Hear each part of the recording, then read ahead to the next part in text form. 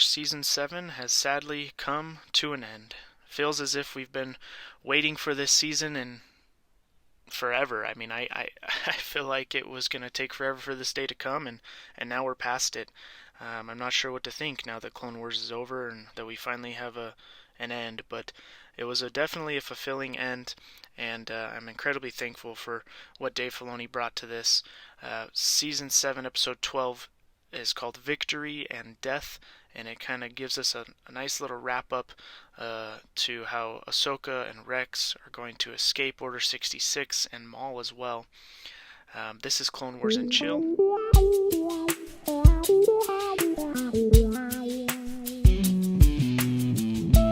Thank you so much for tuning in. Do appreciate the support a lot. It's been a lot of fun making these reviews, and I suppose this will be my last review on Clone Wars and Chill for Season 7. So I do appreciate the support. As always, let's dive into this amazing, emotional episode that I'll forever be thankful for and probably watch a million times. So,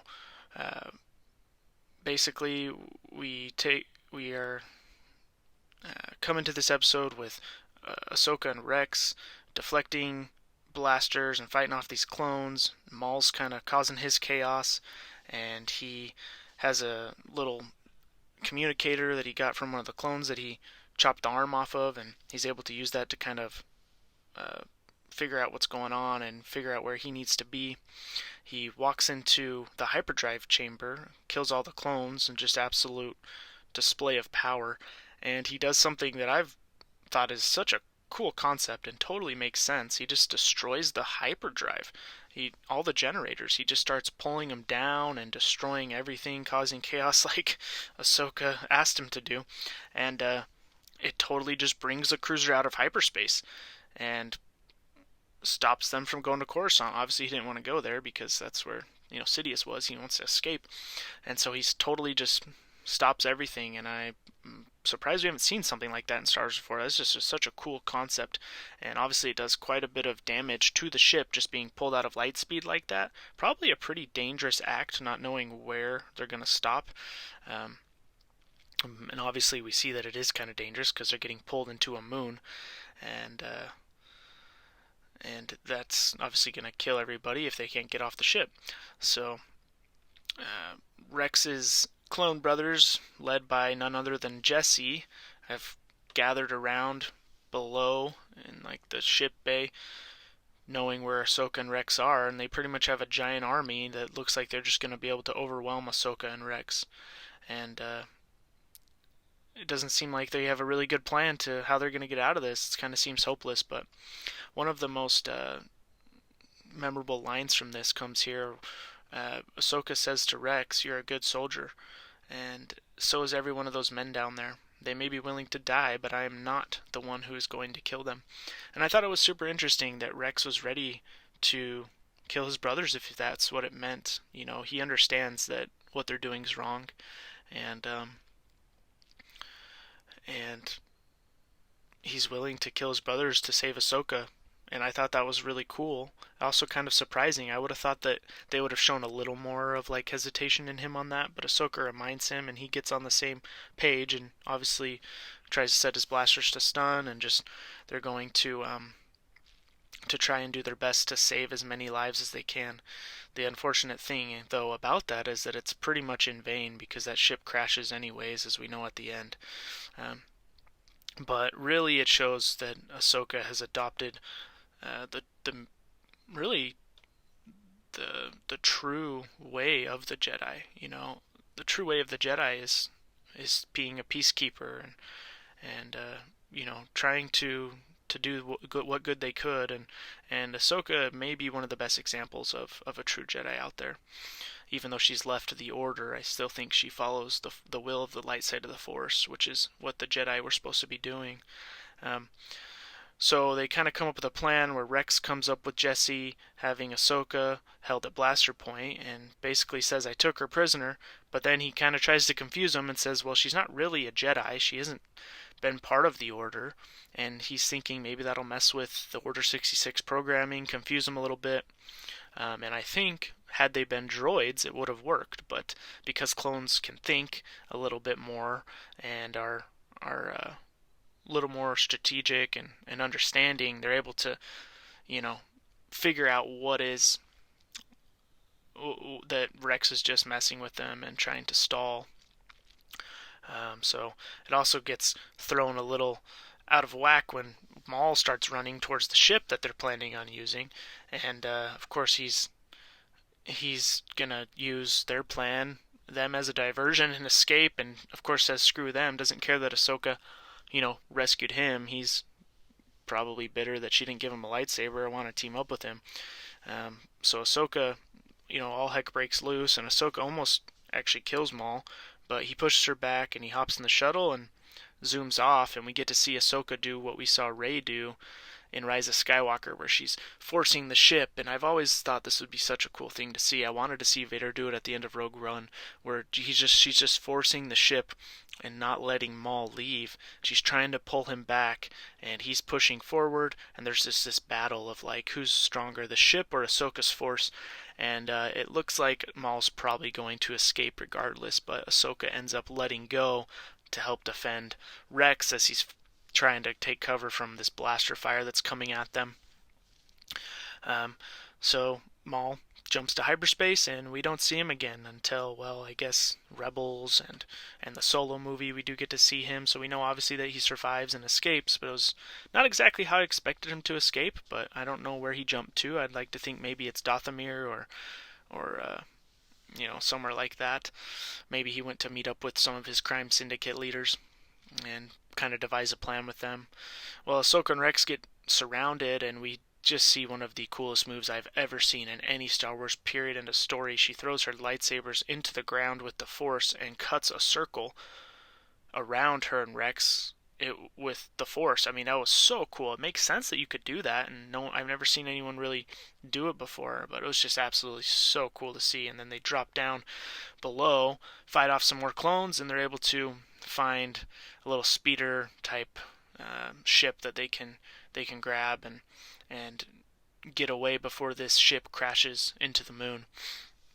Ironically enough, Rex had all of the escape pods shut down, and doesn't seem like there's a whole lot of way to get off the ship when he was still under Order 66 protocol, because he didn't want Maul or Ahsoka to escape. But now these clones don't really have a way for them to escape either, and the ship's just full speed going into this moon.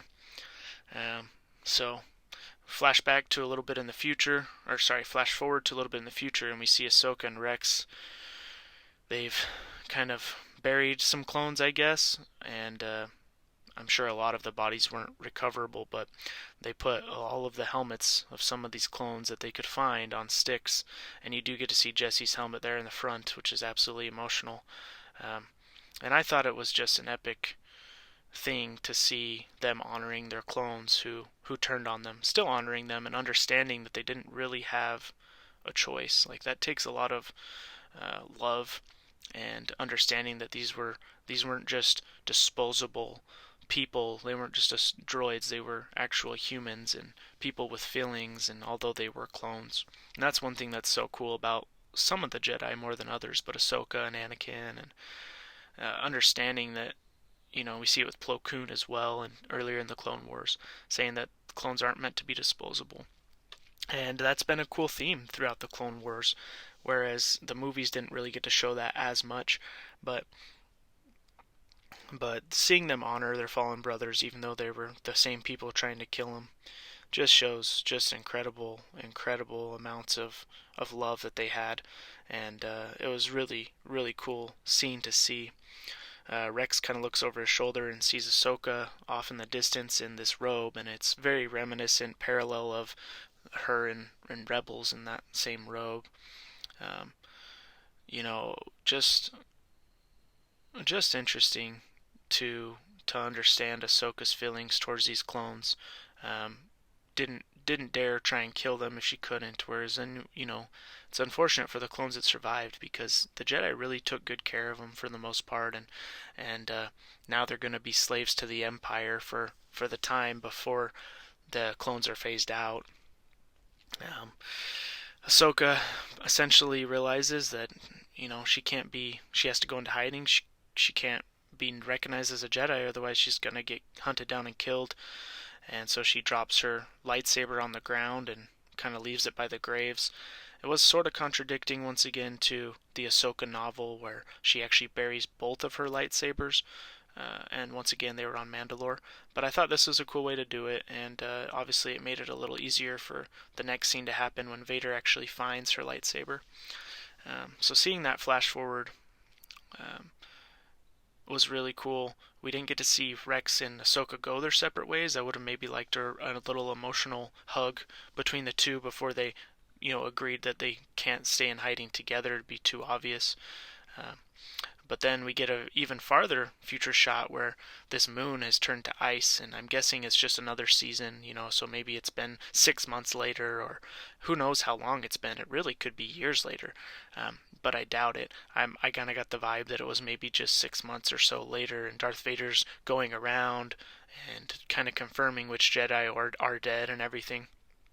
And he steps up to the graves and he sees the lightsaber of Ahsoka and he activates it, which I didn't expect him to do. And seeing him with the blue blade was like, number one, just really cool looking. Vader holding a blue lightsaber. I don't think we've seen that before.